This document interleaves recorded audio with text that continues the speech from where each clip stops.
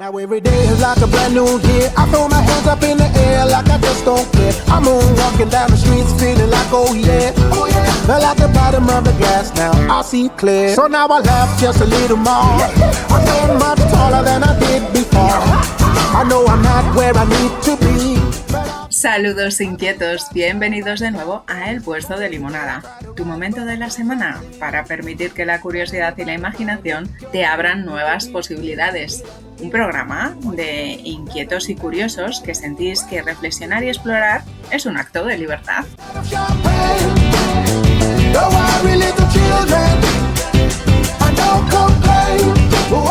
Soy Ana Gaer y si también te apasiona aprender sobre todo eso que nos sirve para vivir mejor, con más conciencia y plenitud, podemos encontrarnos en mi rincón en las redes de Enciende tu Talento. Y si te apetece conectar con otra inquieta en combustible y descubrir sus últimas propuestas para ponerte al frente de tu vida y seguir creciendo, te puedes asomar por Baigorri Alicia. Hay una pregunta que rara vez nos hacemos. ¿La manera en la que trabajas te está acercando a la vida que quieres o te está alejando de ella? Pasamos una gran parte de nuestra existencia trabajando. Y sin embargo, pocas veces reflexionamos sobre cómo nuestra forma de ganarnos la vida está impactando en nuestra salud mental, nuestra identidad, nuestras relaciones o el sentido que encontramos a la vida. Muchas generaciones aprendieron que trabajar duro era suficiente, que había que resistir, adaptarse, cumplir, aguantar y cobrar a fin de mes. Vivimos en una cultura donde ir acelerados parece sinónimo de ser importantes. Responder a mensajes a cualquier hora, vivir pendientes de la bandeja de entrada y llegar al final del día sin un gramo de energía. Es algo que se ha vuelto cotidiano, pero quizá deberíamos hacernos una pregunta incómoda. ¿Y si las personas no hemos nacido para vivir así? Algunos referentes internacionales llevan años advirtiendo de que el desgaste profesional no depende solo de la cantidad de trabajo que hacemos, sino de cómo vivimos, cómo nos relacionamos y cómo están diseñadas nuestras empresas y organizaciones. Cristina Maslach explica que el burnout aparece cuando existe una desconexión prolongada entre la persona y el trabajo que realiza.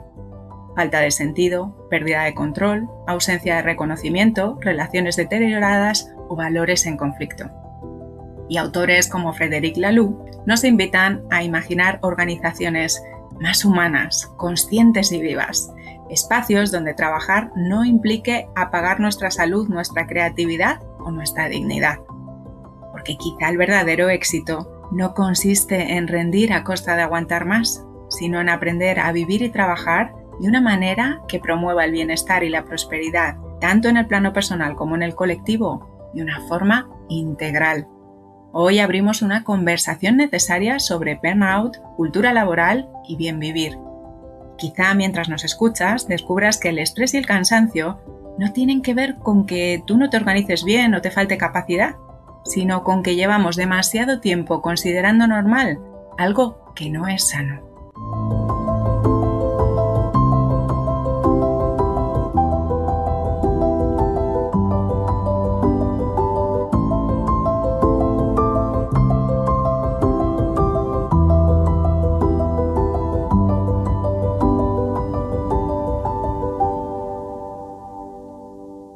Y para exprimir esta limonada, contamos con buena compañía, con nuestra cómplice y exprimidora gourmet, Alicia Baigorri. Bienvenida, Alicia. Buenas tardes, Ana. ¿Qué es lo que te ha hecho plantear y traer este limón del desgaste profesional, del burnout, de nuevo al puesto de limonada? Porque es un tema que lo hemos abordado ya en más ocasiones, pero efectivamente es como una epidemia que ya deja de ser epidemia silenciosa y ya empieza a ser algo notable que nos rodea. Sí, por eso mismo, porque es un tema que siempre es actualizado y siempre está al orden del día y que las personas cuando lo sufren por primera vez, ¿no? Esto que llamamos burnout, que traducido sería pues el desgaste profesional o el agotamiento profesional, laboral. Las personas que lo sufren por primera vez se quedan muy desconcertadas porque tiene una sintomatología que es física, además de psicológica, y entonces les parece que pueden estar sufriendo un problema totalmente físico o incluso pueden llegar a pensar que están sufriendo un trastorno mental por la sintomatología. La sintomatología cursa sobre agotamiento físico y mental, fatiga crónica, dolores musculares, problemas gastrointestinales, migrañas, alteración del sueño. Es decir, de repente estás haciendo tu vida normal y te encuentras con unos síntomas que son nuevos para ti, que se van sumando unos con otros y que dan un cuadro que no sabes qué te está pasando. Sabes los síntomas, pues me duele esto, me duele lo otro y ahora me duele así y duerme así. Pero realmente si tú quieres profundizar en tu diagnóstico, pues es complicado porque no lo asocias a nada que te haya ocurrido últimamente. Dices, pues no me pasa nada, sigo en el día a día normal, voy a trabajar, hago esto, salgo de trabajar, voy a llevar a los niños o voy al gimnasio, voy tal. Es tu día a día normal, pero de repente pasan cosas.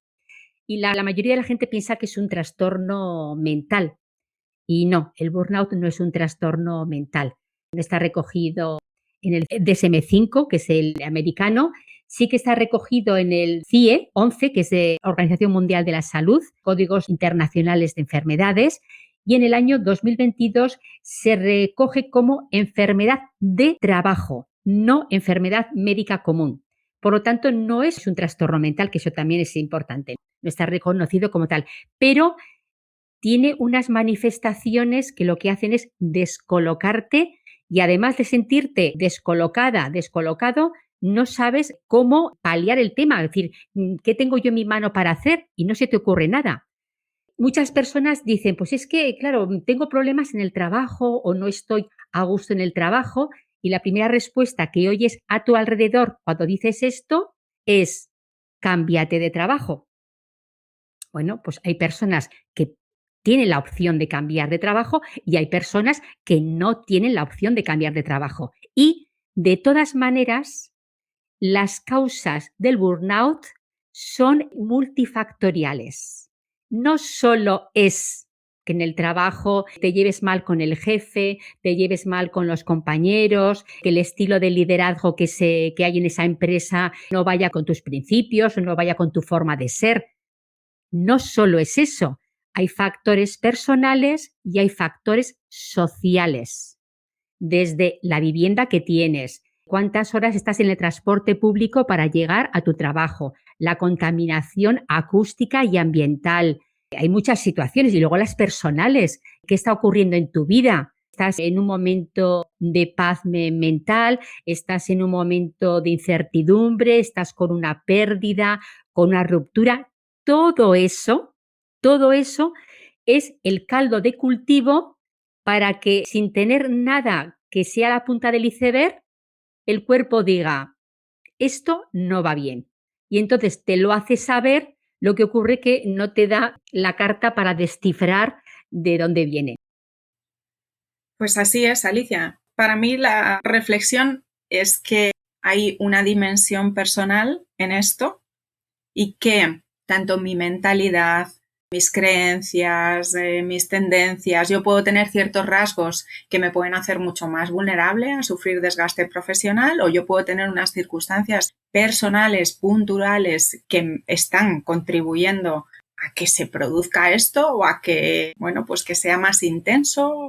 Pero además hay una dimensión de la cultura organizacional, del diseño de la empresa en la que yo estoy trabajando. Pero no solo eso, hay otra dimensión más que social y cultural.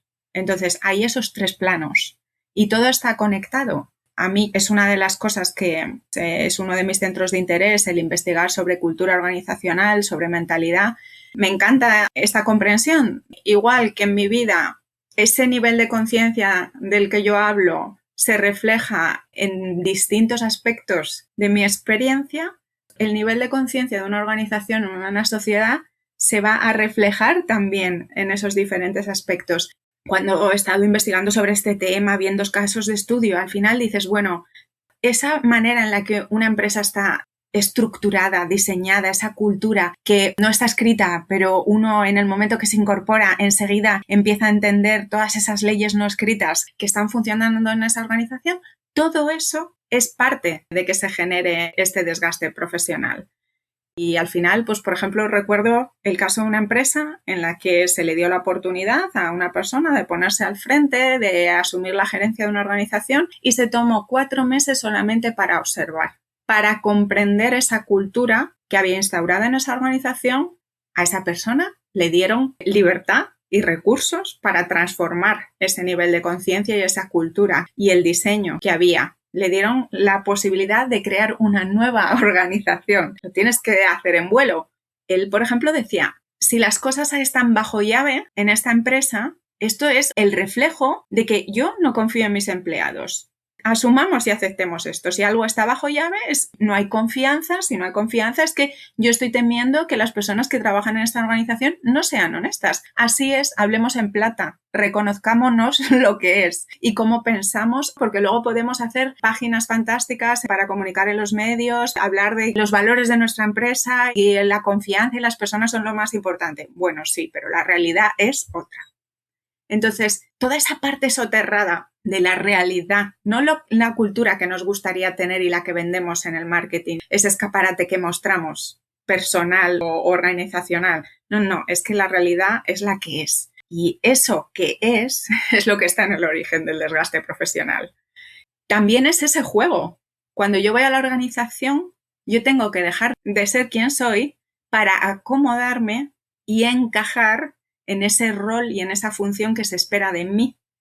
Y entonces esa desconexión entre mi verdadero ser y ese papel, ese personaje que yo interpreto, esa desconexión entre mis valores personales y luego mi realidad de los valores con los que está funcionando esa organización. Yo creo que toda esa desalineación, toda esa desconexión es como una especie de esquizofrenia. Y es natural, es que ya no es solo sobrecarga de trabajo, estamos interpretando y poniéndonos en un personaje tantas horas al día, fingiendo que somos otra persona que no es la que somos, haciendo cosas que nos revienta tener que hacer porque no las soportamos, porque no estamos de acuerdo con ellas, porque van en contra de nuestros valores, que nos desconectan de nuestro propósito de vida, de lo que para nosotros es importante. Entonces yo creo que por ahí hay una parte muy importante. Y después está el estrés. Y después están las relaciones conflictivas. Y todo eso es un caldo de cultivo.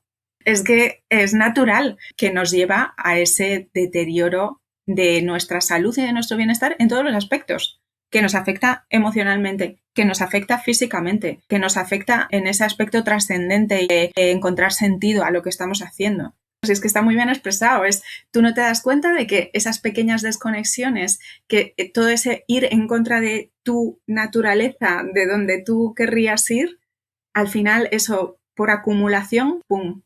En algún momento dices, ya no queda nada, hemos acabado con la energía.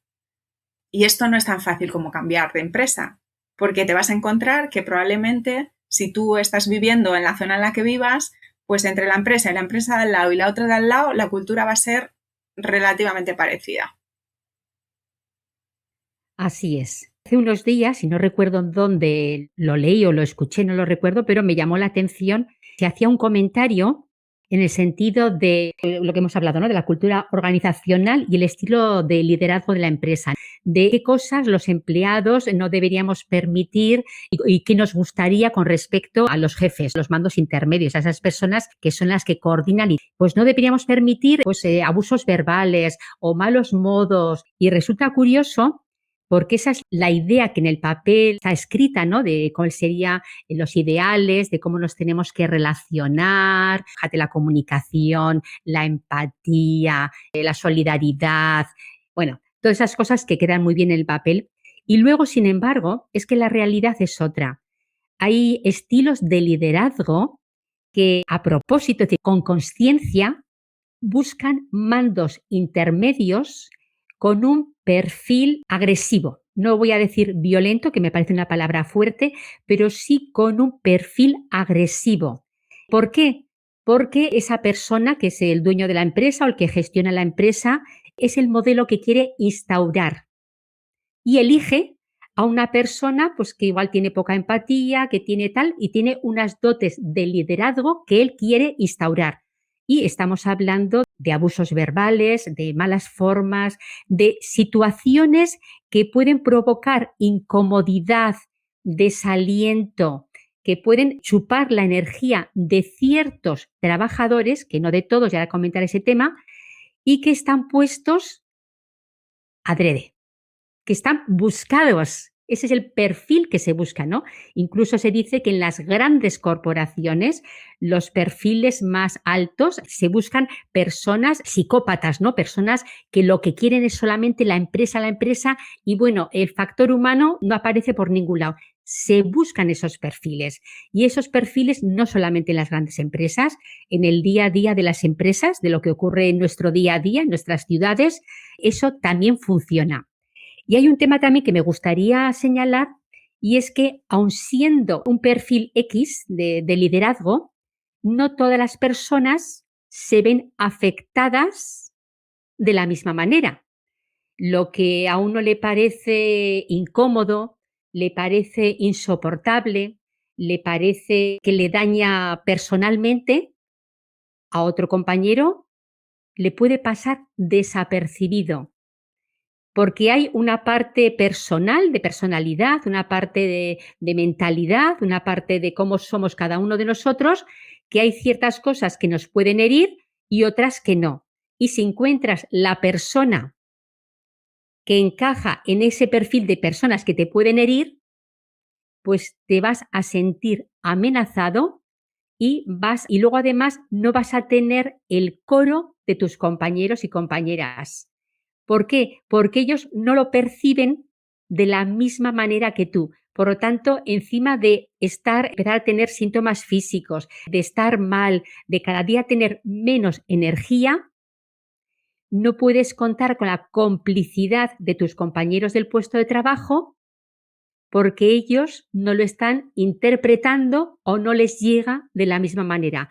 Por lo tanto, hay una gran soledad cuando las personas sienten burnout, y si lo expresan, sigue habiendo soledad, porque hay personas que no lo entienden ni lo van a entender.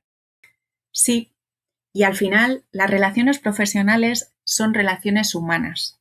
Y hemos hablado aquí muchas veces de esas relaciones desequilibradas.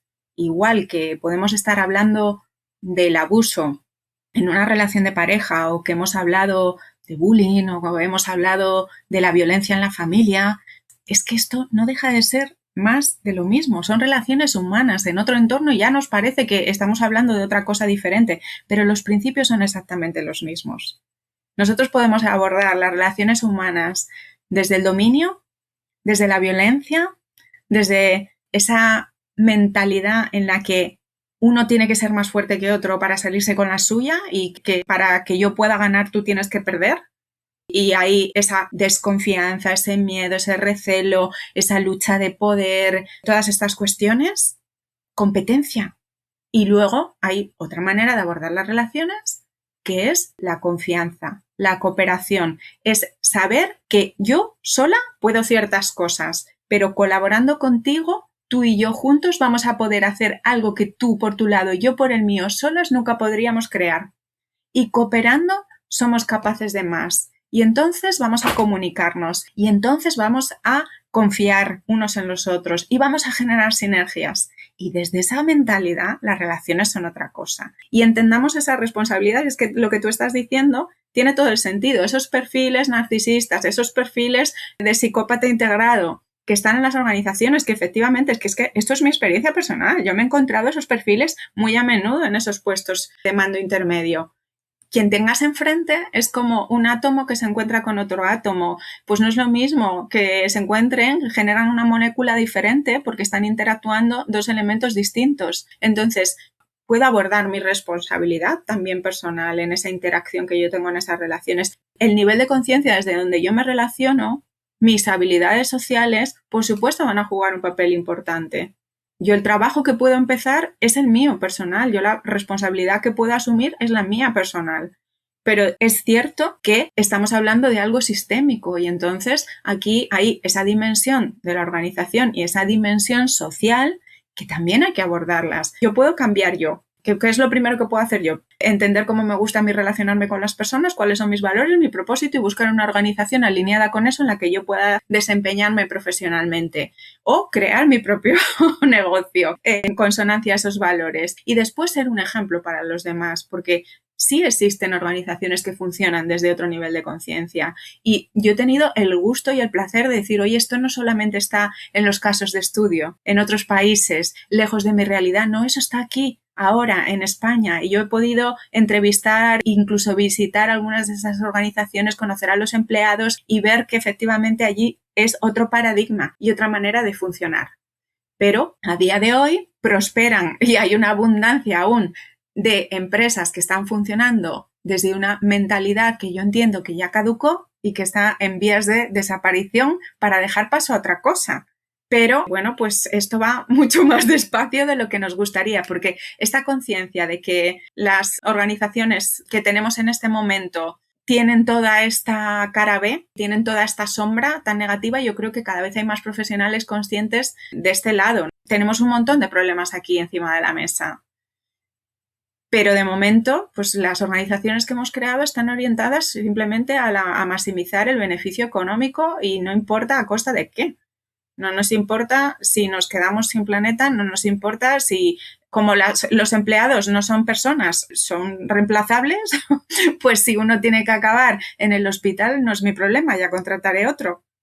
Es eso, es una despersonalización absoluta, es una deshumanización, es falta de empatía, así de sencillo. Esto es lo que hay detrás del desgaste profesional, cosificar a las personas. Así de simple, y no es una idea nueva, simplemente pues ahora es algo ya tan flagrante que empieza a ser un problema para las propias organizaciones tener un nivel ya tan alto de empleados que enferman, porque esta manera no es sostenible, que ahora nos toca repensar y reinventar lo que hemos creado. Sí, has dicho cosificar a las personas, así es. Lo que pasa que es tan sutil que bueno, pero vamos a dar ese voto de esperanza y es verdad que cada vez hay más colectivos y hay también más trabajo dirigido a hacer organizaciones, tanto públicas como privadas, más saludables, porque en definitiva lo que estamos hablando es de salud. De cara a las personas que en este momento se pueden encontrar, cuando hemos dicho pues agotamiento físico, agotamiento mental, problemas digestivos, insomnio, bueno, en alguno de estos temas que puedan empezar a intuir, pues realmente en el trabajo hace tiempo que no estoy bien y además me pasan otra serie de cosas, pero es verdad que en el trabajo paso gran parte del tiempo y no es que vaya a mejor, es que va a peor y yo cada vez me encuentro más desmotivado con mi trabajo. Empecé con mucha ilusión y ahora ya levantarme por la mañana me cuesta mucho. Cuando llega el domingo por la tarde esto me empiezo a poner con una jaqueca que estoy fatal. Bueno, las personas que están en qué cosas pueden hacer o de qué manera se aborda este planteamiento de burnout, que ya hemos dicho que no es un trastorno mental, sino es simplemente una concatenación de situaciones que hacen que el estrés sea crónico en lugar de un estrés puntual, pues el estrés se está manteniendo en el tiempo y al final el cuerpo tiene que reaccionar de esa manera. ¿Qué pueden hacer las personas? Lo primero, yo diría que estar atentos cuando empiezan los síntomas, porque no es lo mismo la prevención en los primeros estadios, la prevención primaria, que la prevención secundaria y que la prevención cuando ya los cuadros clínicos son ya importantes. Entonces, cuanto antes entendamos o cuanto antes veamos que yo creo que me está pasando algo que podría ser familia o parecido al burnout. Previamente, antes de que ocurra, la prevención primaria es gestionar todos los hábitos de salud, ese tener conocimiento de los procesos de salud, los hábitos, la alimentación, todo eso es siempre un caldo de cultivo para la salud. Pero si ya hemos empezado con síntomas y no son esporádicos, no es que duren una semana, se van alargando en el tiempo y empiezas a tomar medicación pues para el estómago, para dormir, para esto, para lo otro. Bien, si ya empiezas con los síntomas, qué importante pues ir a un profesional que pueda hacerte entender la situación compleja, que con todas las variables no solamente es el trabajo, hay que abordar el plano personal, el plano social y el plano laboral, pero son 3 planos, no es solo un plano. Abordando todos esos planos para ver de qué manera se han confabulado todos esos aspectos para darte ese malestar que estás sintiendo y te están generando esos problemas que llevas a la sesión, ¿no? Al presente, entenderlo, ver cómo es la dinámica de todas esas situaciones y empezar a desmontar en los 3 ámbitos. No solamente tú tienes que cambiar, tendrás que aprender ciertas cosas, pero tendrás que ver cómo cambia la relación de interacción con tu entorno si tienes que mantener ese entorno. Igual ver la distancia de trabajo, si las relaciones familiares cómo están, los problemas que puede haber de pareja, la contaminación incluso acústica, ir viendo qué factores entran dentro de tiempo para darle vueltas y ir resolviendo una por una, de tal manera que en lugar de una carga de estrés pues del 80 al 90%, el estrés consigas bajarlo pues a un estado que tú lo que sea normal, un 20, un 30%, y que puede ser puntualmente en un momento determinado muy alto, pero que habitualmente tu nivel de confort es mayor que el malestar que anteriormente tenías. Sí, es fundamental. Es resiliencia. Creo que es esto, el origen de esta situación es una desconexión con nosotros mismos, con nuestra parte más esencial, más profunda, es descuidar eso. He dejado de atender lo que es importante para mí por atender lo que creía que era importante, pero que venía impuesto o propuesto desde fuera, y hay que reequilibrar la balanza, hay que reconectar. Entonces, pues empezando de manera integral, como tú dices, Alicia, al final hay que buscar esos hábitos para sostener el aspecto físico, que haya un buen descanso, que haya momentos de distancia, de que yo pueda descansar de mi actividad profesional y tener otros aspectos que me ayuden a equilibrar y a nutrir esas necesidades profundas. Una red de apoyo, cultivar una red de apoyo fuerte también puede ser algo fundamental, que yo incorpore herramientas que me ayuden con mi regulación emocional, que me ayuden a ese autocuidado que es fundamental. Hay una parte también de autoconocimiento. Si yo me he dejado ir, si yo he descuidado lo que para mí es importante, es que a lo mejor ni siquiera soy consciente de cuáles son mis valores, de cuál es mi propósito, de cuál es el sentido. Y esa parte necesita atención. El atender a qué es lo que a mí me satisface en la vida, qué es lo que hace que yo me levante por las mañanas, qué le da sentido a mi vida. Pues estas cosas, como no son urgentes, no las atendemos, pero sí son importantes, son fundamentales, es la clave del bien vivir. Necesito comprender qué es lo esencial para mí, para que yo tenga una buena vida, qué estilo de vida quiero yo y caminar hacia ahí. Y si yo siento, aunque sea que voy a milímetro, pero que yo voy avanzando y evolucionando y acercándome a la vida que yo quiero vivir, pues iré sintiéndome mejor en todos los aspectos. Si cada vez me voy cuidando mejor y me voy atendiendo mejor, todo eso que estaba desequilibrado va a volver a su centro. Pero tengo que darme cuenta que yo he ido caminando en sentido contrario al que me conviene y entender qué es lo que me va a permitir ese bienestar integral. Porque, ¿qué es lo que me está proporcionando mi vida profesional? Porque hay muchas veces que la vida profesional nos conformamos con que nos aporte dinero. Eso es todo.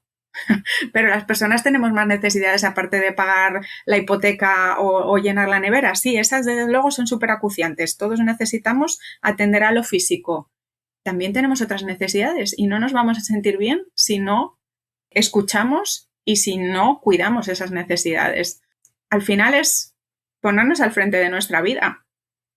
Es que esto no está tan desconectado, ¿no? Parece que siempre hemos tenido esa dicotomía entre lo profesional y lo personal, ¿no? Es que es lo mismo, yo soy una y la faceta profesional es solo un aspecto más, es ese aspecto en el que yo estoy al servicio de esa comunidad más grande y hay ahí ese intercambio entre lo que yo aporto y lo que yo recibo ahí. Y creo que ese intercambio es mucho más profundo y va mucho más allá de solo lo económico, que no se trata solo de rendir y de generar dinero y de facturar. Creo que la vida profesional debería ir encaminada a que todos estemos mejor de lo que estamos y a encontrar soluciones que hagan no solo el bienestar y el bien vivir en el plano individual, sino también en el colectivo. Tenemos ahí un buen limón, un buen limón compartido. Sí, un limón que hemos tratado en este programa del puesto de limonada y como decía Ana, nosotras y el programa nos ponemos al servicio de las personas para exprimir la mejor limonada, dado los limones que nos llegan. Y si hay personas que se encuentran ahora exprimiendo su limonada del desgaste profesional, pues aquí estamos Ana y yo al servicio de esas personas para dar información, para acoger y para ayudar en la medida en que podamos. Y ya para terminar, que ya estamos en la hora, Viviter o Viveter, juntos, contigo, Viveter.